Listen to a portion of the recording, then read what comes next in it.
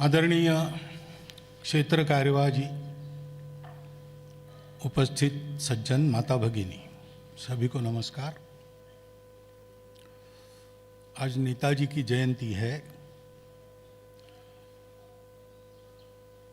और हम उनका प्रतिवर्ष इस दिन तो स्मरण करते ही हैं।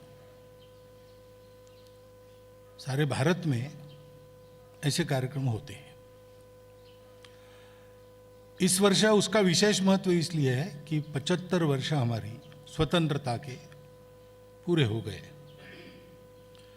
जिस स्वतंत्रता के लिए नेताजी घर बार छोड़कर विदेश में गए, सेना बनाकर लड़ाई की अंग्रेजों से, और रहस्यमय स्थिति में उनका मृत्यु हुआ नहीं हुआ पता नहीं, लेकिन अंतर्धान हो गए। पूरा जन्म, पूरा जीवन अपने सुख की चिंता किए बिना देश के लिए समर्पण कर दिया।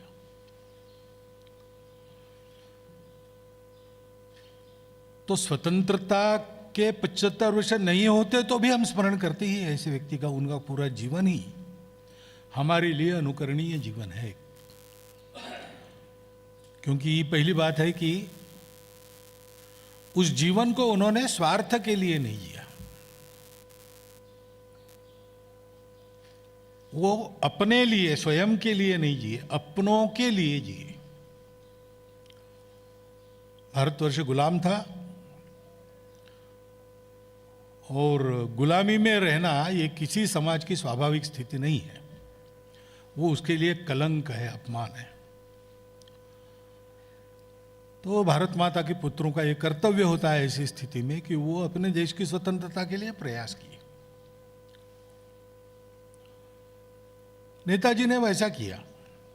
पूरे भारतवर्ष की स्वतंत्रता। वैसे नेताजी का परिवार मूल रहने वाला उड़ीसा का था। पढ़ाई लिखाई बंगाल में हुई। कार्य क्षेत्र पूरा भारत रहा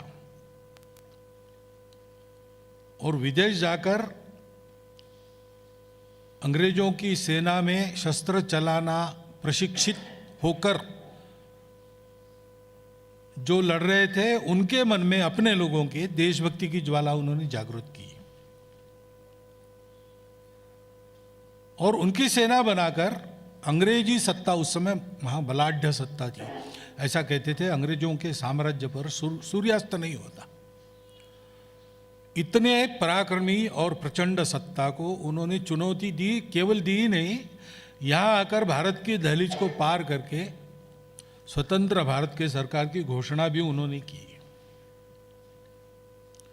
अब ये सारा करते समय सब भारतवासियों को उन्होंने जोड़ा। इतना कड़ा संघर्ष अंग्रेजों के साथ किया तो कितना पराक्रम होगा, कितना स्वाभिमान होगा, परंतु एक भी झगड़ा अपने लोगों के साथ नहीं किया। देशभक्ति क्या होती है? पूरे देश के लिए काम करना। अपने देश के लोगों से मतभेद होने के बाद भी झगड़ा नहीं करना। कांग्रेस के वो इलेक्टेड प्रेसिडेंट हुए थे, कुछ कारण होगा, पता नहीं क्या है, गांधी जी की इच्छा नहीं थी और मेजॉरिटी सुभाष बाबू के साथ थी, वो झगड़ा कर सकते थे, उन्होंने नहीं किया, वो विड्रॉ हो गए। क्योंकि विदेशी सत्ता के खिलाफ लड़ना है, देश को एक होना चाहिए, एक रहना चाहिए। तेरा मेरा छोटा छोटा स्वार्थ जो है उसको भूलना, अपने स्वार्थ का बलिदान देकर देश के स्वार्थ के लिए, देश के हित के लिए लड़ाई करना। जो सेना उन्होंने बनाई, यहाँ चित्र लगे हैं, उसमें नाम आप देखेंगे तो आपको ध्यान में आएगा। पूरे भारतवर्ष के लोग उनकी सेना में थे। जाति, पंथ, मत, प्रांत कुछ नहीं, पूरे देश को एक करने की उनकी शक्ति थी, क्योंकि वो स्वयं पूरे भारत को अपना देश मानते थे। ये राष्ट्रीय प्रवृत्ति उनकी थी।